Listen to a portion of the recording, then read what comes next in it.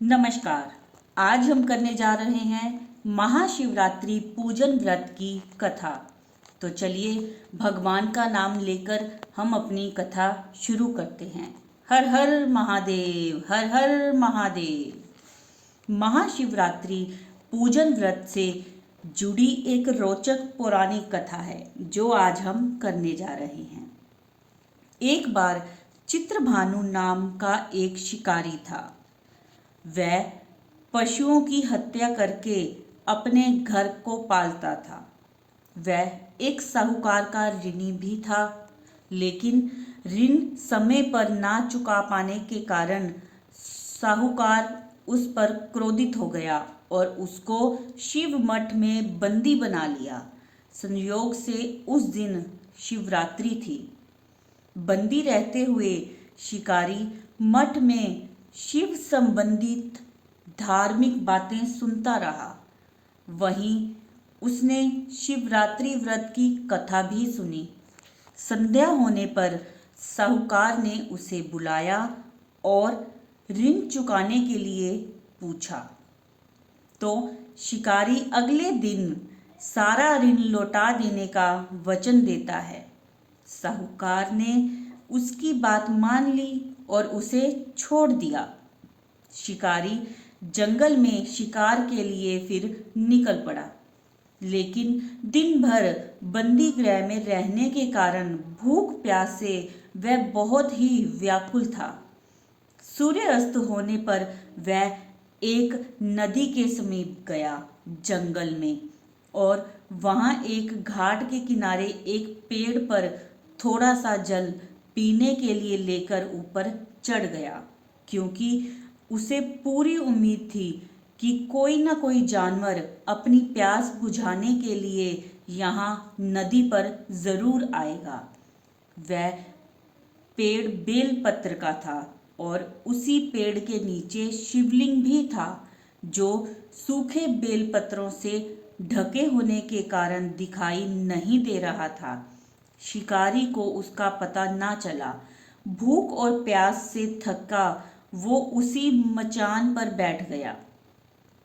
वह मचान बनाते समय उसने जो टहनियां तोड़ी वह संयोग से शिवलिंग पर गिरी। इस प्रकार दिन भर भूखे प्यासे शिकारी का व्रत भी हो गया और शिवलिंग पर बेलपत्र भी चढ़ गए। एक पहर रात्रि बीत जाने पर एक गर्भवती मृगनी तालाब पर पानी पीने पहुंची। शिकारी ने धनुष पर तीर चढ़ाकर ज्यों ही खींचा, उसके हाथ के धक्के से कुछ पत्ते और जल की कुछ बूंदें नीचे बने शिवलिंग पर जा गिरी और अनजाने में ही सही शिकारी की पहले पहर की पूजा हो गई। मृगनी वो बकरी बोली, मैं गर्भवती हूँ, शीघ्र ही मेरी प्रसव होगी। तुम एक साथ दो जीवों की हत्या करोगे, जो ठीक नहीं है। मैं अपने बच्चे को जन्म देकर शीघ्र ही तुम्हारे समक्ष प्रस्तुत हो जाऊंगी, तब तुम मुझे मार लेना।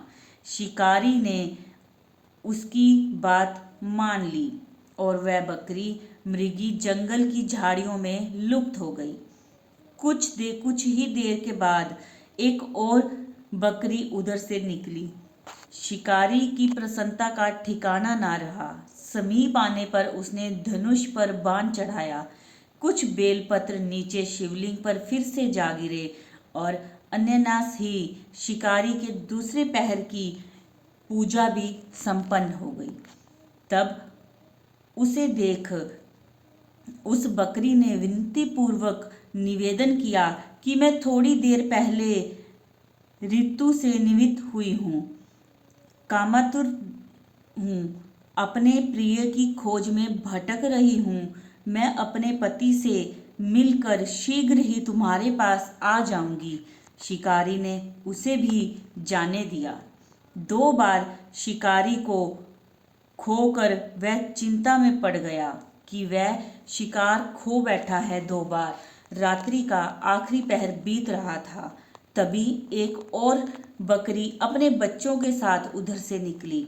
शिकारी धनुष पर फिर से तीर चढ़ाकर छोड़ने ही वाला था कि वह बकरी बोली, मैं इन बच्चों को इनके पिता के हवाले करके लौट आऊंगी।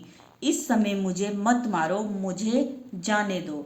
शिकारी हंसा और बोला, सामने आए शिकार को छोड़ दूं? मैं ऐसा मूर्ख नहीं। इससे पहले मैं 2 बार अपना शिकार खो चुका हूँ। मेरे बच्चे भूख प्यास से तड़प रहे होंगे। उत्तर में बकरी ने फिर कहा, जैसे तुम्हारे अपने बच्चों की ममता सता रही है, ठीक वैसे ही मुझे भी इनकी फिक्र है। इसीलिए सिर्फ बच्चों के नाम पर मैं थोड़ी देर के लिए जीवन दान मांग रही हूँ। मेरा विश्वास करो, मैं इन्हें इनके पिता के पास छोड़कर तुरंत आ जाऊंगी। तो बकरी की दीन स्वर सुनकर शिकारी ने उस पर दया आ गई और उसे भी जाने दिया। शिकार के अभाव में बेल वृक्ष पत्र पर बैठा शिकारी बेल पत्र तोड़ तोड़ कर नीचे फेंकता जा रहा था। उसकी तीसरे पहर की पूजा भी संपन्न हो गई। पो फटने को हुई तो एक मृग उसी रास्ते पर आया। शिकारी ने सोच लिया कि इसका वह शिकार अवश्य ही करेगा। शिकारी की तनी देखकर वो बकरी स्वर में बोली, भाई, यदि तुमने मुझसे पूर्व आने वाली 3 बकरियों तथा उनके छोटे बच्चों को मार डाला है तो मुझे भी मार सकते हो, ताकि मैं उनके वियोग में एक क्षण भी दुख ना सहना पड़े। मैं उन बकरियों का पति हूँ। यदि तुमने उन्हें जीवन दान दिया है तो मुझे भी कुछ क्षण का जीवन दान दो। मैं उनसे मिलकर तुम्हारे समक्ष उपस्थित हो जाऊंगा। बकरी की बात सुनकर शिकारी ने सारी कथा मृग को सुना दी।